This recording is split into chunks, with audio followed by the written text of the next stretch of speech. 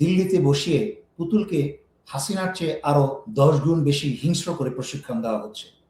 এই শুনুন আওয়ামী এবং ভারতীয় এরা কি বলে।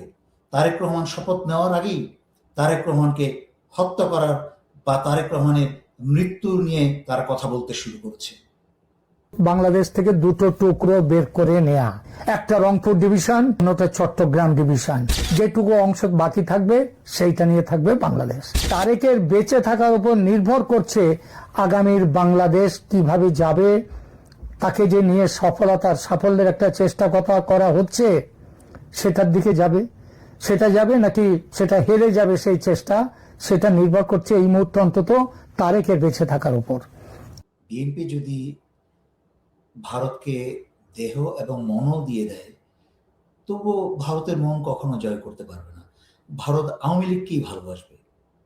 জিয়াউর রহমান স্বৈরাচারী শেখ হাসিনাকে দেশে আসতে দিয়ে ভারত এবং আওয়ামী লীগের হাতে শহীদ হয়েছেন। তারেক রহমান একই ভুল পথে চলছে। দেশে আসার পরপরই স্বৈরাচারী শেখ হাসিনার মেয়ে পুতুল এবং জয়কে বাংলাদেশে আসার আহ্বান জানিয়েছেন। সেই একই ভুল। এখনো শপথ নেয়নি দেশ পরিচালনার, অথচ ভারত এর মাঝখানেই তারেক রহমানকে পচাতে শুরু করে দিয়েছে, যা আমি অনেকবার ব্যাখ্যা করেছি গত 5-6 বছর 7 বছরে, যে ভারত কখনো কোনো নির্বাচিত সরকারকে 6 মাসের বেশি স্থিতিশীল হতে দিবে না এবং সেই সরকারের পতন ঘটিয়ে আবার আওয়ামী লীগকে নিয়ে আসবে।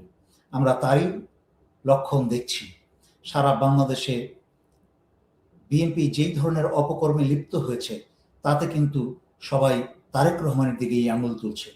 এটা কিন্তু বিচ্ছিন্ন ঘটনা নয়, এটা ভারতের পরিকল্পনার অংশ, যেন আগামী 1 থেকে 1.5 বছরের মাঝখানে বিএনপি এবং তারেক রহমানকে পচিয়ে আবার মধ্যবর্তী নির্বাচনের ব্যবস্থা করতে বাধ্য করা হয়, যেন আওয়ামী লীগকে নিয়ে আসা যায়।